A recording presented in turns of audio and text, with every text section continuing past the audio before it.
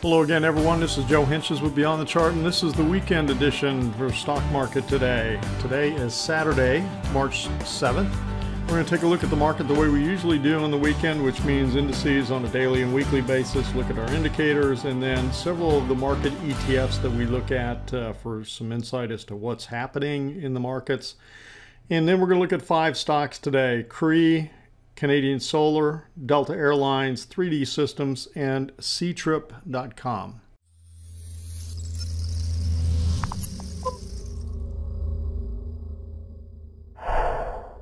Okay, we're going to start off here with the Dow Industrials, which was down. The market got whacked yesterday, down 278 points, almost 300 at one. I think it was down 300 at one point during the day. So pretty dramatic little pullback that we've had since this high here, which, and again, my data is not giving me that off the mouse. I'm not sure why.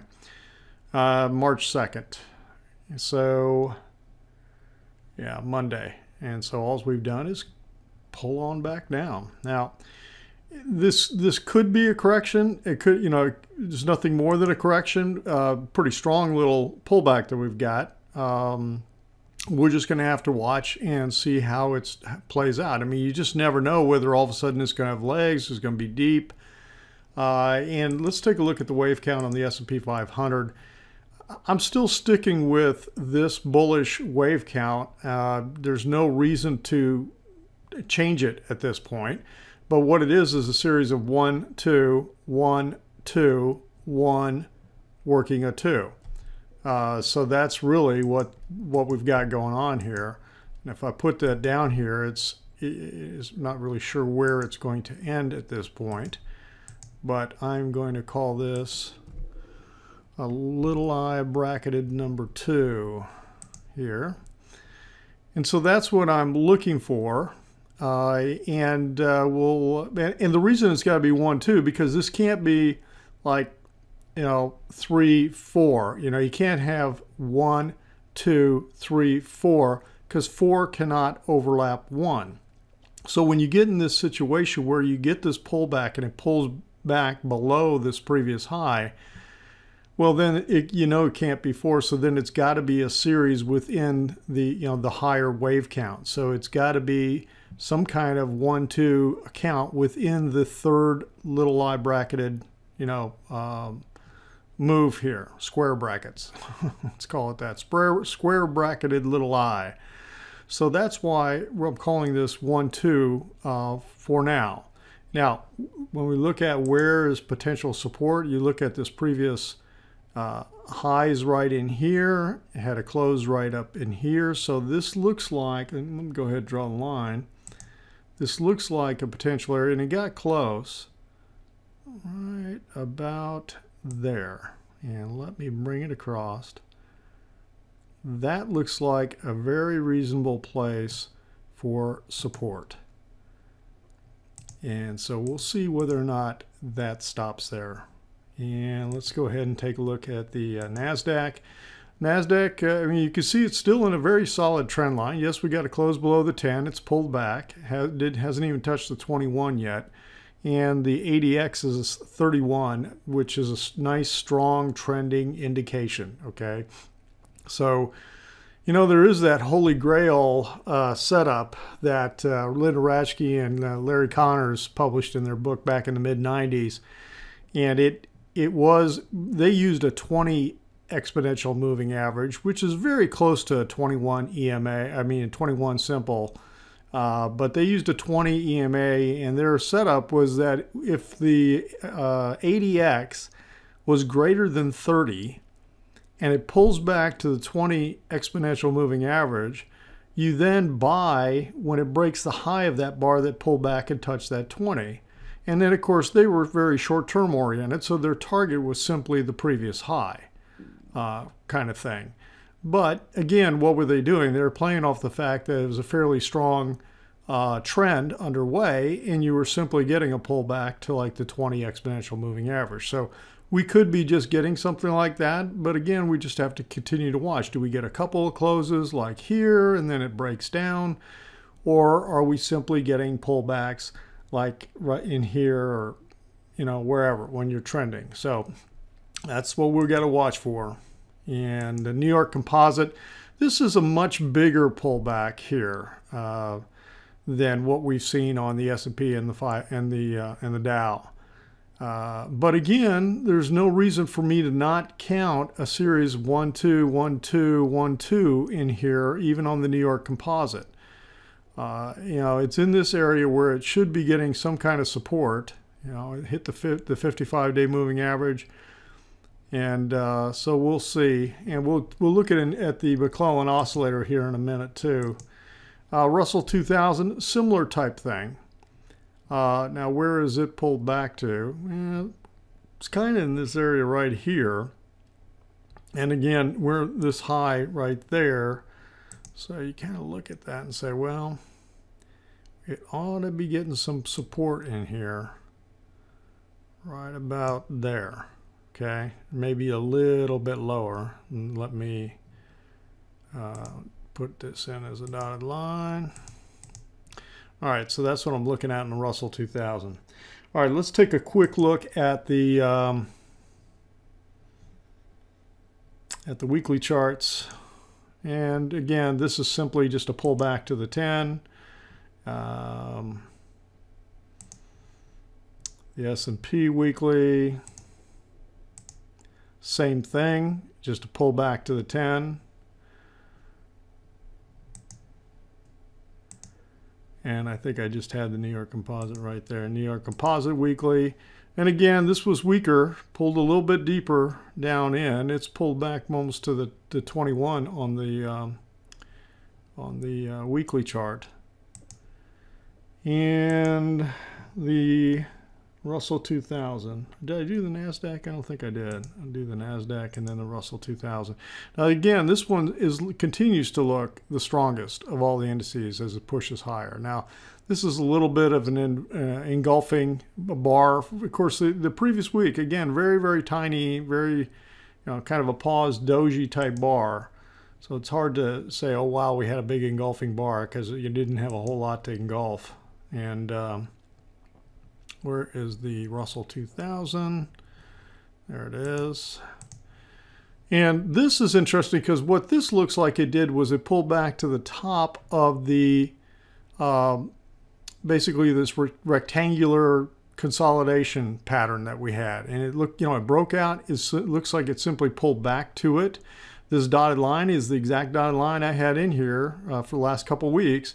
So it really did pull right back to that dotted line, and we'll see whether or not we get support off of there. All right, let's take a look at the indicators. Okay, here's the short-term trading index, not giving us a whole lot more. We're right in the middle in here.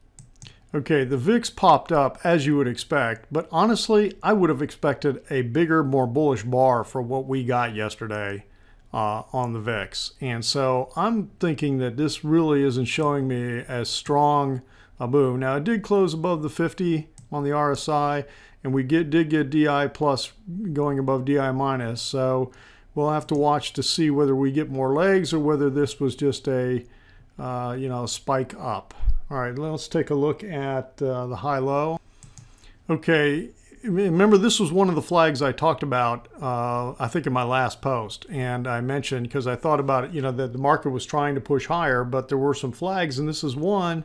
And, clearly pretty solid indicator, given the way the market pulled back here. Now, we actually went negative for the first time since early January, when we had that little spike down in early January.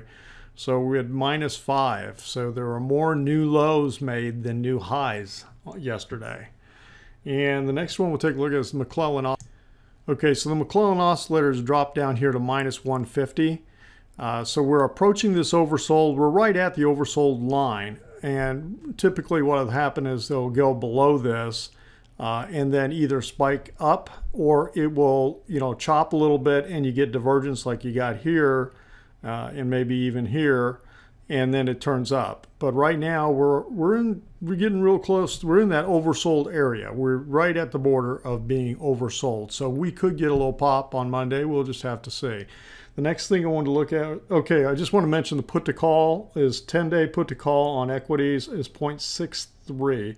So again, we're still not at an extreme in terms of the options put to call ratio.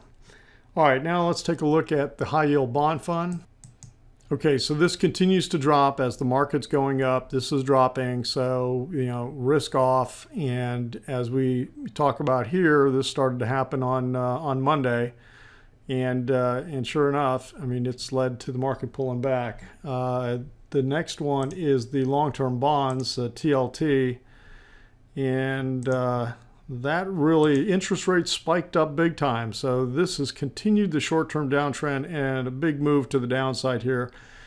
Nobody liked the employment yesterday in terms of everybody's thinking, okay, now the Fed's going to raise interest rates. And I don't know, that is going to be an interesting scenario. Does the Fed really raise interest rates when you've got, Europe and everybody else trying to keep interest rates low? Look at the dollar. Because of interest rates spiking, the dollar is, blasting up here. Big, big, big move up above the Keltner channels. Again, confirming this nice breakout that we had out of this consolidation pattern that I talked about. So now I'm still expecting to see oil continue to pull on down. It hasn't reacted as much as I would have thought it would, but that doesn't mean it won't. It looks like it's trying to roll over. It's right near the bottom of this consolidation pattern, and I'm expecting it to break on down out of it. And then the last one here for the these kind of commodity related markets is gold. And boy, gold really got whacked. It broke this trend line. Remember, I had this trend line drawn in here looking to see, are we going to get support, because we kind of got it here, and nothing. Okay, so the possibility that's going on here, because of this ABC corrective type of move here, if this takes out this low, then that's a pretty solid sign that this wave 5 intermediate wave really isn't over yet. And so what we're really talking about is that this was a wave 1 of 5, and this is a wave 2, and we're working a wave 3 of 5 if this breaks. So that could very realistically be going on, that we had this fourth wave here. Feel high degree of confidence that that's what this was, because that's where triangles usually appear, in fourth waves or B waves, okay? And so now the real question is, we had a 5 wave here, thought it was the finish of this whole 5 wave sequence down, but it may have been just one of the 5th intermediate wave. So that's what we'll have to watch to see. Does some kind of support come in, or does this low break? And we're not really that far away from that. All right, let's look at some other market indicators, semiconductors. So the semiconductors are pulling back. And again, it looks like we've had 1, 2, 3, 4 of some kind. It may have been 3 here. Or we're working some kind of sideways pattern. I mean, it's hard to tell, but we've definitely pulled back and gotten this pullback below the 10. Now we could be getting some support if you take a line and draw it right across here. And actually, I may have drawn it a little too low. Let me move it up just a little bit if I can. Sometimes this thing gets just a little hard to work with. Let's go ahead. I'm going to put a dotted line in. You know what I'm talking about. We are really close, and it looks like it pulled back there. All right, the next one is the home. And again, this one's pulled back, and it has broken, this week, broken below the support that I would have thought that it would have gotten. Okay, so this was previous resistance, and I would have thought that would have shown some support, and that did not hold. So we'll have to, this is definitely pulling back down into here. Could get some support here at the 55-day moving average, or right in here. So right around 35. That's what I'd be looking for. The next one we'll take a look at is XLF, the financial. Big reversal bar down on Friday. So that's kind of negative looking, the way that acted. Now it hasn't broken. I mean, we're still sideways. I mean, you'd really have to say that it's still in this consolidation area, but it looks pretty negative in the way it's acting. And again, I talked about this when I looked at Goldman Sachs and some of these others that I thought were doing some topping formations. All right, let's take a look at IBB. NASDAQ Biotechnology got a little pullback on Friday, but given the way the market acted this week, I mean, look at this is March 2nd. So starting here, the market collapsed, and this, you know, is trading up nicely still. So this is still showing some strength, although we're getting a little, it really isn't showing exact divergence on the RSI, but I am getting it on DI plus and getting it on the demand index. Okay, so 2 out of the 3 are starting to show some divergence on this move, so we could be getting a little pause action, maybe a little sideways consolidation going on in IBB. It's had one heck of a move, and it wouldn't surprise me. Almost looks like 1, 2, 3, 4 sideways, 5 kind of thing. You just don't know, is it really done yet? So I have to continue watching. Right now it's trending right above that 10, and all the moving averages are aligned higher, so you have to sit back and say it's trending nicely. I mean, that would be the assessment. And then the last one we'll take a look at is the energy ETF. Okay, so, you know, maybe oil hasn't broken down, but this is sure looking like it's saying they think oil is going to break down, because look how this is just rolling right over and dropping. Big move down on Friday. So this looks like it's trying to head back down again. We'll see how far it will go.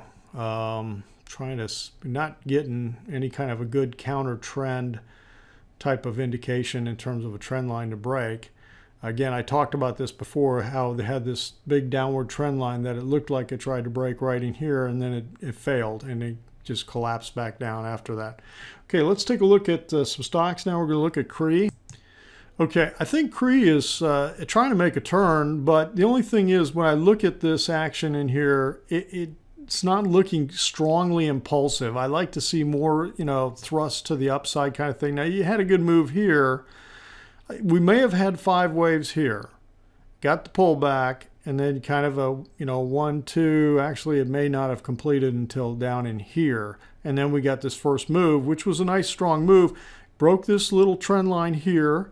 We've now broken this bigger trend line, so we move back. So it looks like CREE is trying to turn. It has closed this gap. Okay, so that was kind of a price chart objective is to close that gap, and now it's consolidating after it did that. So we'll have to watch and see. Breaking this trend line is a nice positive, but we're going to need to see some continued action to the high side and break on out of this consolidation and move on up. So we've got short-term and intermediate trends to the moving up, but here's the 233-day lurking right above it. So can't get super bullish on it yet, but it definitely is trying to turn. The next one we're going to take a look at is Canadian Solar. And wow, has Canadian Solar really come back. I think there's a really good chance that Canadian Solar has done a WXY, very complex corrective action back down here. It broke this downward trend line here. A nice impulsive type move that you're seeing in here.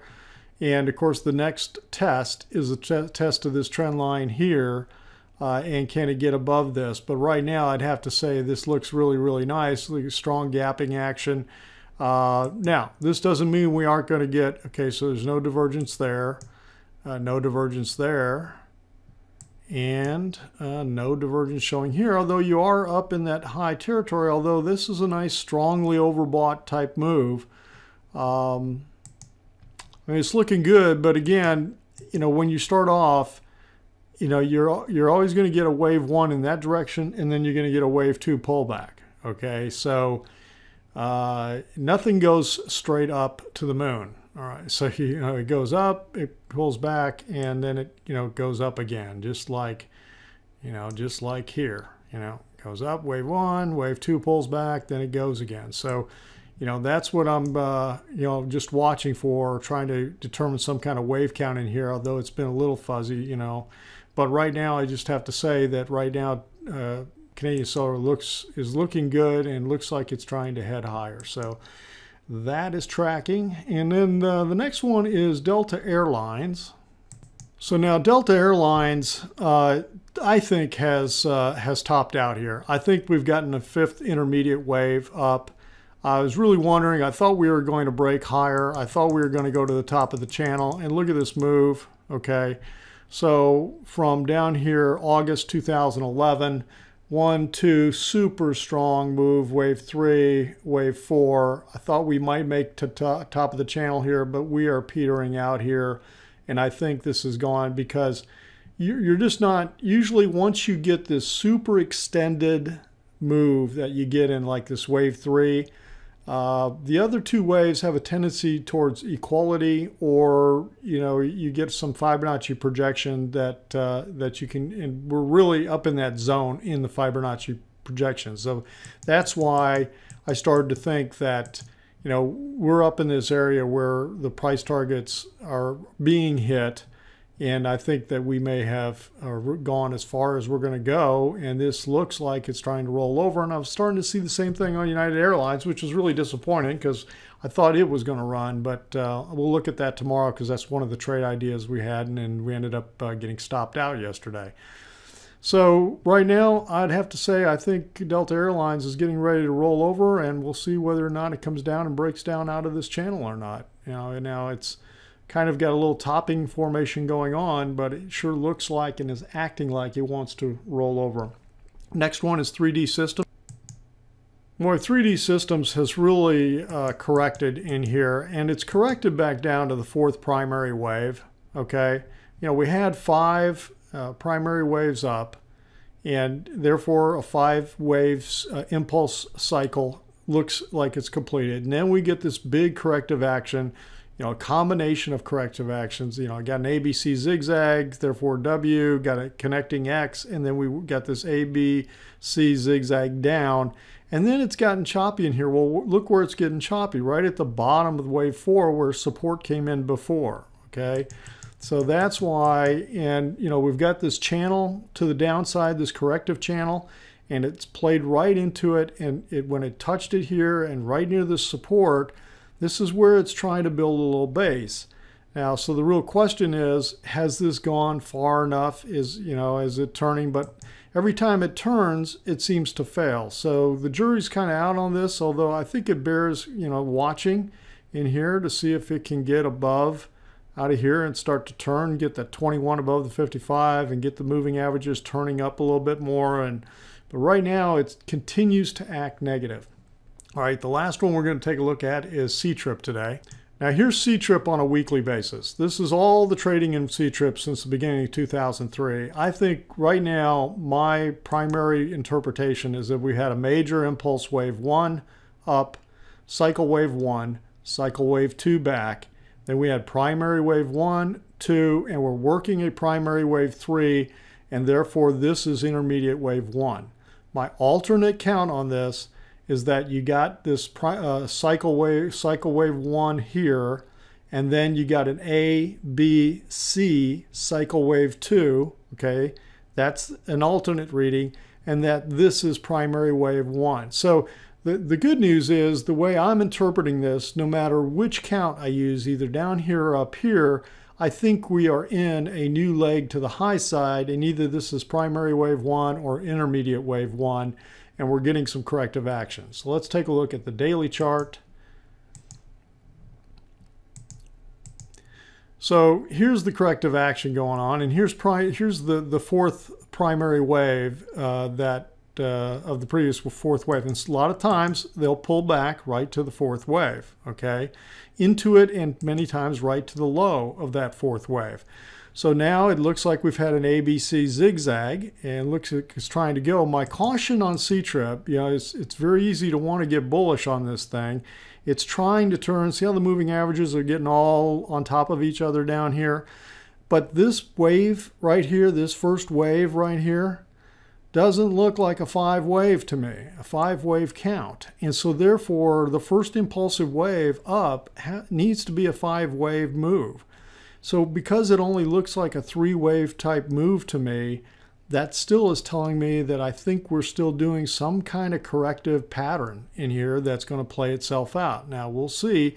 This can't be one. Okay, number one, we don't have 5 waves. Okay, so this can't be 1 and then 2, and this is too big to say, like A, B, C kind of thing. So again, this is why I'm thinking this still looks corrective. We'll watch and see how it develops. And it may turn into something a little more complex than just simply an A, B, C. So, but the good news is I think we are, it is trying to finish off a corrective pattern. It may still have more to drop before it finishes, but right now we'll just watch to see, does it come up and break this trend line here, which is kind of, a boundary on the corrective action so far. And again, we're working, we've had the one, impulse wave to the high side and working this corrective move, trying to see if we're going to get a turn, but we'll just have to watch the wave count. All right, that's it for today. Long video, weekend video. We'll be back tomorrow taking a look at the trade ideas from the week, look to see if we've got anything new for this coming week. And let's see, I think that's it. So if you're not a subscriber, subscribe, gives you access to those trade ideas. And that's what we're going to be reviewing tomorrow. So simply first name and email and you'd be good to go. And I think that's it for the weekend. Everyone have a great Saturday, Sunday. We'll talk to you tomorrow.